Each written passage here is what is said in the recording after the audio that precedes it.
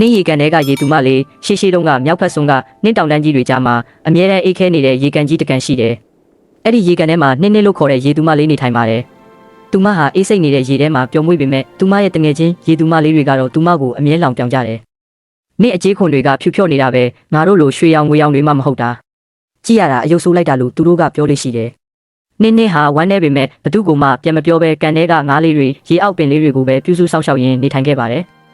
အလှည့်ပြောင်းတစ်နေ့မှာတော့နင်းမုန်တိုင်းအပြင်းထန်ကြရောက်ပြီးရေကန်ကြီးတစ်ခုလုံးခဲထွက်သွားမတက်အေးစိမ့်လာတယ်။တခြားရေသူမတွေရဲ့လှပတဲ့ရွှေရောင်ကြီးခွန်တွေဟာအေးတန်ကြောင်မေးမိန်ပြီးသူတို့အားလုံးအားရင်ကုန်ခန်းလဲကြကုန်ကြပါတော့တယ်။အဲ့ဒီအချိန်မှာနင်းရဲ့ဖြူဖြော့တဲ့အကြီးခွန်တွေဟာနှစ်ယောက်နဲ့ထိတွေ့လိုက်တဲ့အခါတောက်ပတဲ့စိန်ရောင်ကြီးတွေအဖြစ်ပြောင်းလဲသွားပါတယ်။သူမဟာအေးခဲနေတဲ့ရေအောက်မှာလွတ်လပ်စွာကူးခတ်နိုင်တဲ့ခွန်အားတွေရရှိလာခဲ့တယ်။နင်းဟာသူမကိုလောင်ပြောင်ခဲ့တဲ့တငယ်ချင်းတွေကိုစိတ်မဆိုးပဲအေးတန်ကနေကာကွယ်ပေးနိုင်တဲ့နှွေးထွေးတဲ့ရေအောက်ကူတွေကိုတယောက်ချင်းစီပွေ့ချပြီးကယ်တင်ပေးခဲ့ပါတယ်။နင်းမုန်တိုင်းပြီးသွားတဲ့အခါမှာတော့တခြားရေသူမတွေဟာသူတို့ရဲ့အမားကိုတီးသွားကြတယ်။ရုပ်ရည်လှပယုံနဲ့ဘာမှမလုပ်နိုင်ကြောင်းနဲ့နင်းရဲ့ကျင်နာတဲ့စိတ်ထားနဲ့ထူးခြားတဲ့အရေးချင်းကသာတကယ်တန်ဖိုးရှိတာကိုနားလည်သွားကြပါတယ်။လူတစ်ယောက်ရဲ့တန်ဖိုးဟာအပြင်ပန်းရုပ်ရည်မှမဟုတ်ပဲခက်ခဲတဲ့အချိန်မှာပြတ်သားတဲ့စိတ်ထားနဲ့အရေးချင်းပေါ်မှာပဲမူတည်ပါတယ်။မိမိမှာရှိတဲ့ထူးခြားချက်တွေကိုအားငယ်စရာလို့မမှတ်ပဲကိုယုံကြည်မှုရှိဖို့လိုပါတယ်။နင်းစီအမီနဲ့ရေသူမလေးဟိုရှိတုန်းကပင်လယ်နက်ကြီးရဲ့အောက်ခြေမှာရေသူမလေးတဦးနေထိုင်ခဲ့တယ်။သူမရဲ့နာမည်ကမယာနာလို့ခေါ်ကြတယ်။မယာနာဟာအခြားရေသူမလေးတွေလိုပဲလှပပြီးတချင်းဆိုရင်ပင်လယ်လိုင်းတွေတောင်တိတ်ဆိတ်သွားတတ်တယ်။ဒါပေမဲ့သူမမှာအခြားရေသူမလေးတွေမရှိတဲ့ထူးခြားချက်တစ်ခုရှိတယ်။သူမရဲ့အမီးအဆုံးမှာနင်းစီပန်းပုံစံလေးလေးတွေလင်းလက်နေတတ်တယ်။အမီးကပန်းရောင်နင်းစီလိုနူးညံ့လှပပြီးလှိုင်းအောက်မှာလှည့်လည်သွားရင်ပန်းကင်းတခင်းလိုထင်မြင်ရတယ်။အခြားရေသူမလေးတွေကတော့သူမကိုတစ်ခါတလေအနှဲငယ်မနာလိုကြတယ်။မယာနာရဲ့အမီးကဘာလို့အဲ့လောက်ထူးခြားနေတာလဲလို့လှိုင်းနဲ့အောက်မှာလှုပ်ဝက်စကားပြောကြတယ်။မယာနာကတော့မိမိအမီးကိုအလွန်ချစ်တယ်။ဒါပေမဲ့သူမရဲ့အမေကအမြဲပြောတတ်တယ်အလှဟာအလှပဲ။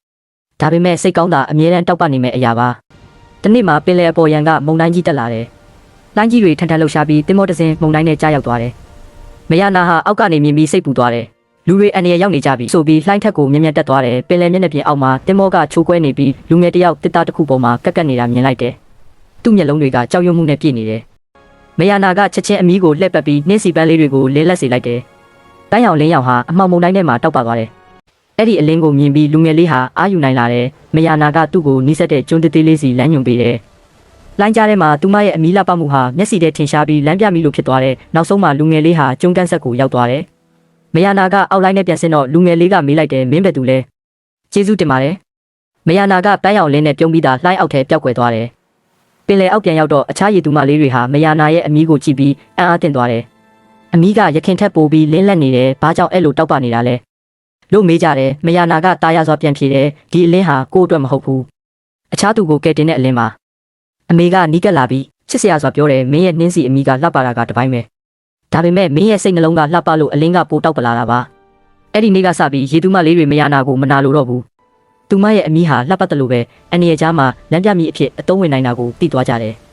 ပင်လယ်ထဲမှာမုန်တိုင်းတက်တိုင်းမယာနာရဲ့နှင်းစီအမီးဟာပန်းရောင်လင်းနဲ့တောက်ပပြီးလမ်းလွဲသွားတဲ့တင်မောတွေကိုကဲတင်ပေးတယ်။လူတွေကတခါတလေမုန်တိုင်းညတွေမှာပင်လယ်ထဲကပန်းရောင်လင်းလေးကိုမြင်ရင်ပင်လယ်ရဲ့ကဲတင်ရှင်လေးဖြစ်မယ်လို့ပြောကြတယ်။မယာနာကတော့မိမိရဲ့အလှကိုမကုံယူတော့ဘူး။အလှတရားကိုအခြားသူတွေအကျိုးရှိဖို့အသုံးချနိုင်ခြင်းကိုသာဂုဏ်ယူတယ်။ကို့မှာရှိတဲ့အလှတရားထူးခြားချက်တွေကိုကိုယ့်အတွက်သာမသုံးပဲအခြားသူအတွက်အသုံးချနိုင်ရင်အဲ့ဒါကအမှန်တကယ်တောက်ပတဲ့အလင်းဖြစ်ပါတယ်။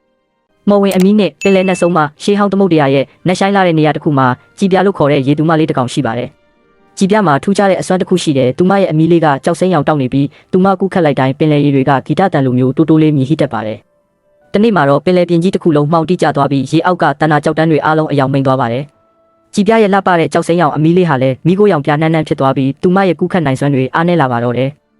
ဒါဟာပင်လယ်နက်ထဲမှာနေထိုင်တဲ့ပြည်ကြီးငါးဆုံးမကြီးရဲ့ကျိန်စာကြောင့်ဆိုတာကြည်ပြသိလိုက်ရတယ်။ကြည်ပြဟာသူမရဲ့အယောင်ဝါကိုပြန်ရဖို့အတွက်အမောင်ထုဖုံးလွှမ်းနေတဲ့6ကမ်းမကြီးစီကိုသွားခဲ့တယ်။အဲ့ဒီမှာခြေလက်ရှစ်ဖက်ရှိပြီးမျက်လုံးအင်ကြီးတွေနဲ့ဆုံးမကြီးအော်တိုကိုတွေ့လိုက်ရတယ်။ငါရဲ့အမီးကိုဘာလို့ကျိန်စာတိုက်တာလဲလို့ကြည်ပြကတတိရှိရှိမေးလိုက်တယ်။ဆုံးမကြီးကမဲပြုံးပြုံးရင်းငါကကျိန်စာတိုက်တာမဟုတ်ဘူး။မင်းရဲ့အမီးကအလင်းရောင်ကိုစုပ်ယူလိုက်တာ။ငါရဲ့ကူထဲမှာအမှောင်ဖုံးနေလို့ငါကမင်းရဲ့အလင်းကိုခဏငှားထားတာပဲလို့ပြောတယ်။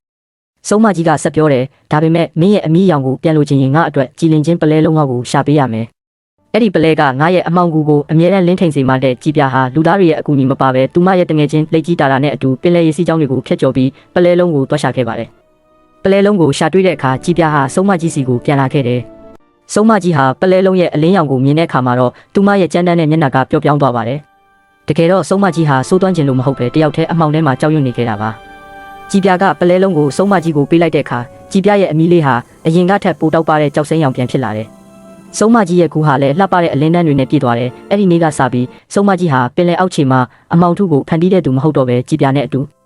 ပင်လယ်ပြင်ကြီးကိုကာကွယ်ဆောက်ရှောက်တဲ့မော်ဆီယာမကြီးဖြစ်လာပါတော့တယ်။ရေတောင်ပန်တဲ့လူငယ်တစ်ခါကပင်လယ်ကမ်းခြေမျိုးလေးတစ်မျိုးမှာမင်းလွင်ဆိုတဲ့ထူးဆန်းတဲ့လူငယ်လေးတစ်ယောက်ရှိခဲ့ဘူးတယ်။